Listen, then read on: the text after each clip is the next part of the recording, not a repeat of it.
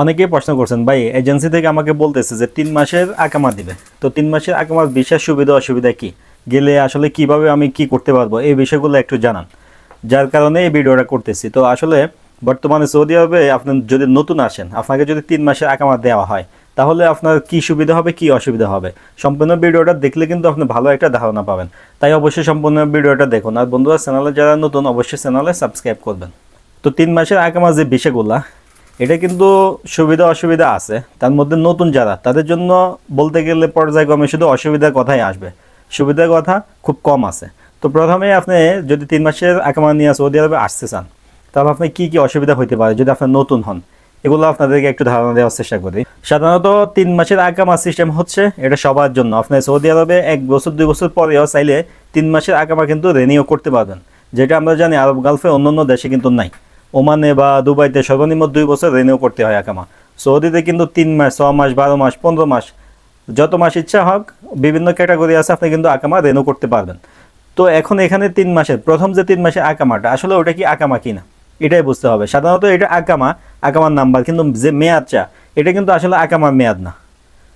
প্রশ্ন করতে পারেন আকামার মেয়াদ না বলতে আসলে জিনিসটা কি। আসলে আমি যখন সৌদি আরবে আসি বা অনেকেই আসেন, আপনারা জানেন শুধু পাসপোর্ট দিয়ে কিন্তু আমরা 3 মাস সৌদি আরবের নিরাপদে চলাফেরা করতে পারছি।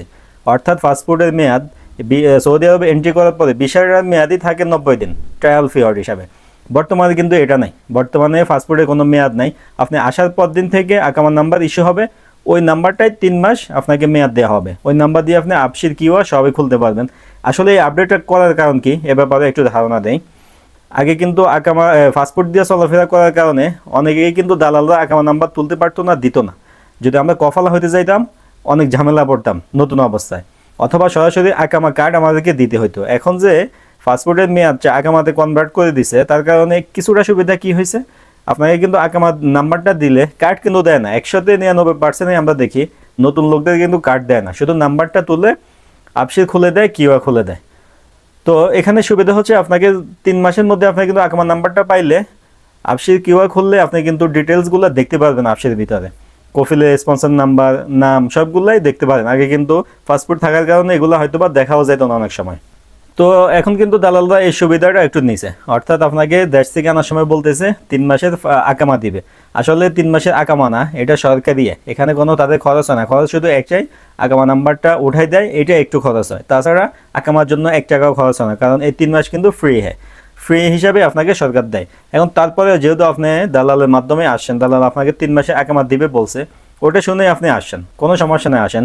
এখন আসার পরে আপনাকে যখন এনে ছেড়ে দেয় 3 মাসে, কাউকে দেয় কাউকে দেয়ও না। অনেকের সাথে কথা হয় যে আকামার নাম্বারটাও দেয় না, 3 মাস পার হয়ে গেছে। তো আকামার নাম্বার না দিলে আপনি কি করবেন, ওটা নিয়ে কিন্তু আলাদা স্পেশাল ভিডিও আছে, ওটাও দেখে নিতে পারেন। তো যখন আপনাকে নাম্বারটা দেয়, আপনি কিন্তু আপসির কিওয়া খুলছেন। এখন কথা হচ্ছে আপনার ভিসাটা কোন জায়গার ভিসা, এটা কি কোনো নির্দিষ্ট কোম্পানির ভিসা নাকি শুধু কোনো একটা কোম্পানির ভিসা যারা ভিসা বিক্রি করে, আপনাকে কিন্তু কাজ দিবে না।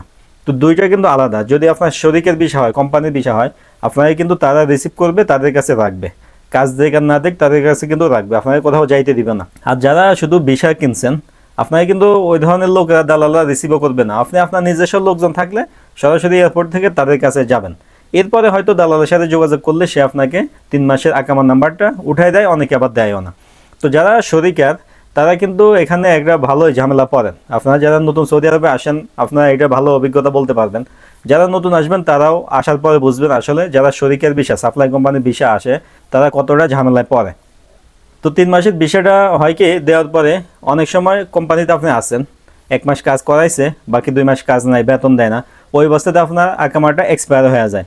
কিছু কিছু কোম্পানি আছে, অনেক কোম্পানি আছে ভালোই, যারা অ্যাভেলেবেল কাজ দিতে পারে, লোকও নেয়, এরকমও আছে।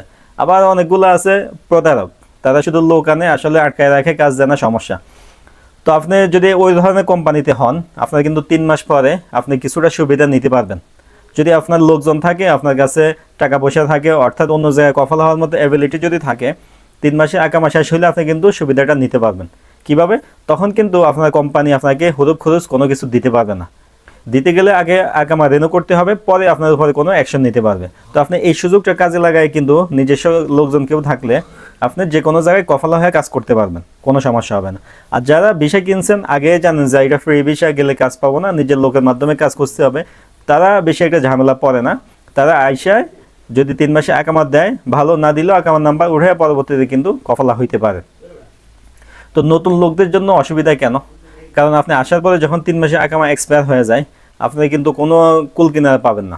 আপনি কীভাবে কফলা হবেন, কাজ পাবেন কি না, কোনো কিছু কিন্তু আপনি জানেন না। যেমন আমি যদি আমাকে দিয়ে উদাহরণ দেই, আমি সৌদি আরবে পুরাতন, অথবা আমার মতো অনেকেই আছে, কেউ 10-12 বছর থাকে, উনি সৌদি আরবের নিয়মকানুন সব কিছু জানে। তো সে যদি বাংলাদেশে যায়, কোনো কারণে বর্তমানে বিষয় ক্যান্সেল করে বাংলাদেশে গিয়ে নতুন বিষয় দিয়ে আসে, ওনাকে যদি 3 মাসে আকামাও দেয়, ওনার কিন্তু বেশি একটা সমস্যা হবে না, যেহেতু উনি সিস্টেম জানে, অথবা উনি জানাশোনা লোক আছে, কফলা হইতে পারবে দ্রুত, কোনো সমস্যা হয় না। সমস্যা হয় নতুন লোকদের ক্ষেত্রে। নতুন লোকেরা কিন্তু কিছুই বোঝে না, বোঝার কথাও না, যেহেতু সৌদি আরবের নতুন, আসলে তো এত সহজে দেশের আইন কানুন বা শ্রম আইন সব কিছু জানা যায় না। তো তারা একটা ঝামেলা পড়ে, আকামা এক্সপায়ার এরপরে হইতেই থাকে। এখন কিন্তু নতুন নতুন যে আপডেটগুলো হচ্ছে, এখানে কিন্তু পরবর্তীতে আপনার কফালা হইতে গেলে কোথাও আপনার খরচ কিন্তু বেশি চলে আসবে। তো ভিডিও করার মেন উদ্দেশ্য হচ্ছে আপনাদেরকে ধারণা দেওয়া, যদি আপনি 3 মাসের আকামার বিষয় দিয়ে সৌদি আরবে আসেন, কী সুবিধা অসুবিধা হবে।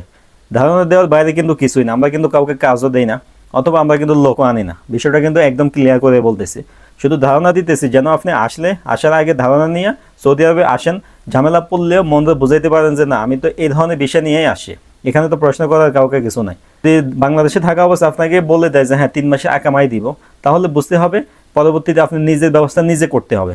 খুব কম কোম্পানি আছে যে আপনাকে নতুন করে আবার আকামা করে দেবে। তো এরপরে আপনি কিন্তু বৈধ হইতে পারবেন, আপনি কিন্তু অবৈধ থাকতে হবে সৌদি আরবে এরকম কিন্তু না। আপনি ইচ্ছা করলে কোথাও কাজ খুঁজে, কোনো দোকানে হোক, যে কোনো কোম্পানি হোক, যে কোনো জায়গায় যদি কাজ পান, কোম্পানি আপনাকে পছন্দ করে, আপনি কিন্তু বৈধ হইতে পারবেন, আকামা করতে পারবেন, এটা সমস্যা নেই। তবে আকামা এক্সপায়ার হয়ে যায় দ্রুত, যার কারণে পরবর্তীতে জরিমানাও আসে, অথবা আমরা একটু টেনশনে থাকি যে আমার আকামা শেষ হয়ে গেছে, আমি অবৈধ হয়ে গেলাম কিনা। অবৈধ আকামা এক্সপায়ার হলে কিন্তু অবৈধ হয় না সাধারণত, আকামার জন্য এত বেশি প্রেশারও বর্তমানে দেয় না। তো যারা নতুন বিষয় দিয়ে আসতে চান, যদি 3 মাসের আকামার কথা বলে, তাহলে আপনি পরের সময়ের জন্য প্রিপারেশন নিয়ে আসবেন, যে পরের সময় আমাকে অবশ্যই একটু ঝামেলা পড়তে হবে, অথবা এর আগে দ্রুত কাজকাম খুঁজে নিজের লোকজন থাকলে একটা ব্যবস্থা করতে হবে। কোম্পানির অপেক্ষা, দালাল অপেক্ষা থাকলে আপনি কিন্তু কখনোই আকামা করতে পারবেন না। তো বন্ধুরা, 3 মাসের আকামার বিষয়টা কি, আশা করি বিষয়টা ক্লিয়ার হয়েছেন। এটা 3 মাসের আকামা মূলত ফাস্টফুডের মেয়াদ চাই আকামাতে কনভার্ট করে দিয়েছে, এতটুকুই। তো আকামার নাম্বার দ্রুত দিলে আপসির কিউআর খুলে এগুলো মোবাইলে রেখে দিবেন। এরপরে 5 মাস হোক, 6 মাস হোক, এরপরেও যদি কোথাও কফলা হইতে চান, সহজে হইতে পারবেন, কোনো সমস্যা নেই। তবে আসার পরে নতুন লোকেরা বর্তমানে একটু কষ্ট করে, ঝামেলায় থাকে, কাজ পায় না, দালালেও কাজ দিতে চায় না, অনেক ঝামেলা পড়ে। কিন্তু আপনি যদি ধৈর্য ধরে থাকতে পারেন, একটা না একটা ব্যবস্থা হবে। ওই ধরনের মন মানসিকতা তৈরি করে সৌদি আরবে আসবেন, কোনো সমস্যা নাই, আসেন। আসলে একটু সার্ভাইভ করতে হয় প্রথম অবস্থায়, পরবর্তীতে অবশ্যই ভালো একটা অবস্থানে যাইতে পারবেন। তো ভিডিও যদি ভালো লাগে অবশ্যই ভিডিওতে লাইক দিবেন। বন্ধুরা, এই ধরনের ভিডিও যদি আরও পেতে চান অবশ্যই চ্যানেলে সাবস্ক্রাইব করবেন। দেখা হবে নতুন একটা ভিডিওতে। আজকে এ পর্যন্তই, আল্লাহ হাফেজ।